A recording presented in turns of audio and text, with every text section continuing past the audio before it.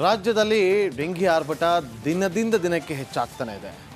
ನೀವು ನಂಬೋದಿಲ್ಲ, 7,000ಕ್ಕೂ ಹೆಚ್ಚು ಪ್ರಕರಣಗಳು ಈಗ ಪತ್ತೆಯಾಗಿದೆ. ಹಾಗಾಗಿ ಈಗ ಮಕ್ಕಳಲ್ಲೂ ಕೂಡ ಡೆಂಗಿ ಪ್ರಕರಣಗಳು ಹೆಚ್ಚಾಗಿ ಕಂಡು ಬರ್ತಾ ಇರುವಂಥ ಹಿನ್ನೆಲೆಯಲ್ಲಿ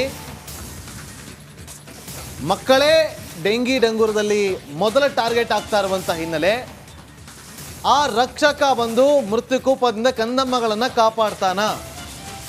ಕ್ಯಾಪಿಟಲ್ ಸಿಟಿಗೆ ಆ ಕಾವಲುಗಾರ ಕಾಲಿಡೋದು ಯಾವಾಗ? ಅಮೆರಿಕ, ಥಾಯ್ಲೆಂಡ್ ಅಂತೆ ಭಾರತಕ್ಕೂ ಬರ್ತಾ ಡೆಂಗಿ ವ್ಯಾಕ್ಸಿನ್. ಆ ವ್ಯಾಕ್ಸಿನ್ಗೋಸ್ಕರ ಈಗ ಡಿಮ್ಯಾಂಡ್ ಹೆಚ್ಚಾಗಿದೆ.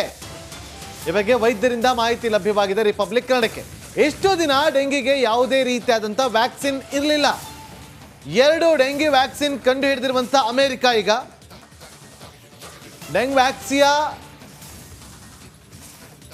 ಅದು ಪರೀಕ್ಷೆಯಲ್ಲಿ ಪಾಸ್ ಆಗಿದೆ. ಥಾಯ್ಲೆಂಡ್ನಲ್ಲಿ ಬೆಸ್ಟ್ ರಿಸಲ್ಟ್ ಕೂಡ ಕೊಟ್ಟಿದೆ. ಥಾಯ್ಲೆಂಡ್ನಲ್ಲಿ ಡೆಂಗಿ ಸ್ಫೋಟವಾದಾಗ ಆ ವ್ಯಾಕ್ಸಿನನ್ನು ಬಳಕೆ ಮಾಡಲಾಗಿತ್ತು.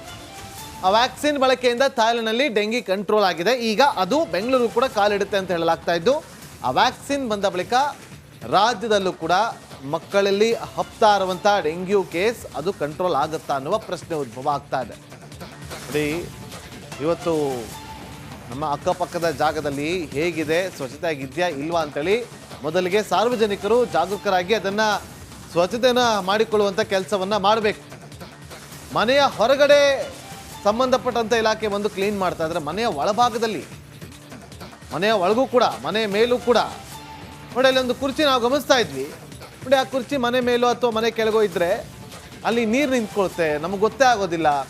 ತುಂಬ ದಿನ ನೀರು ನಿಂತು ಅದರಲ್ಲಿ ಸೊಳ್ಳೆಗಳು ಬಂದು ಮೊಟ್ಟೆ ಹಾಕಿ ಸೊಳ್ಳೆಗಳ ಪ್ರಮಾಣ ಹೆಚ್ಚಾಗಿ ಡೆಂಗ್ಯೂ, ಚಿಕನ್ ಗುನ್ಯಾ ಇದೇ ರೀತಿಯಾಗಿ ಹೆಚ್ಚಾಗ್ತಾ ಇರುತ್ತೆ. ಹಾಗಾಗಿ ಸ್ವಚ್ಛತೆಯನ್ನು ಕಾಪಾಡಿಕೊಂಡ್ರೆ ಅದಕ್ಕಿಂತ ಬೇರೆ ಯಾವುದೂ ಬೇಡ.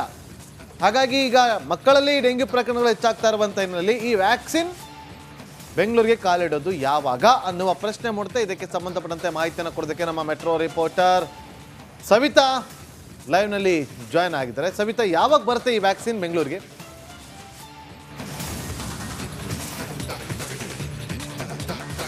ಬಾಬು, ಪ್ರಮುಖವಾಗಿ ರಾಜ್ಯದಲ್ಲಿ ಡೆಂಗ್ಯೂ ದಂಡಯಾತ್ರೆಯನ್ನು ಆರಂಭಿಸಿದೆ. ದಿನದಿಂದ ದಿನಕ್ಕೆ ಕೇಸ್ ಕೂಡ ಹೆಚ್ಚಾಗ್ತಾ ಇದ್ದಾವೆ. ಇತ್ತ ಸಾವು ನೋವಿನ ಸಂಖ್ಯೆ ಕೂಡ ದಿನದಿಂದ ದಿನಕ್ಕೆ ಏರಿಕೆ ಆಗ್ತಾ ಇದೆ. ಸರ್ಕಾರಕ್ಕೆ ಮತ್ತು ಆರೋಗ್ಯ ಇಲಾಖೆಗೆ ದೊಡ್ಡ ಟೆನ್ಷನ್ ಅಂತಲೇ ಹೇಳ್ಬೋದು.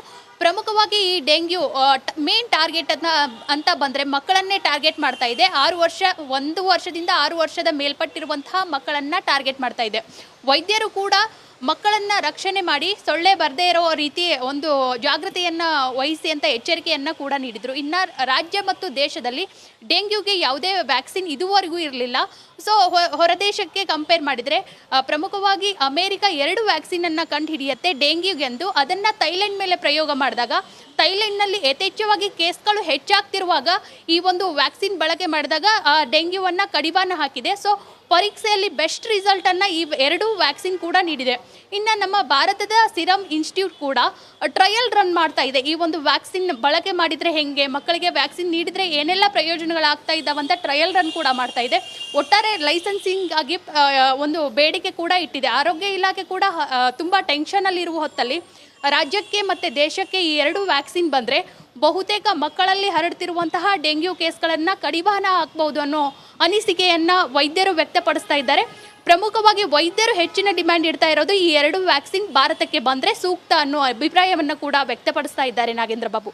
ಓಕೆ, ಥ್ಯಾಂಕ್ ಯು ಸವಿತಾ ನಿಮ್ಮೆಲ್ಲ ಮಾಹಿತಿಗಾಗಿ.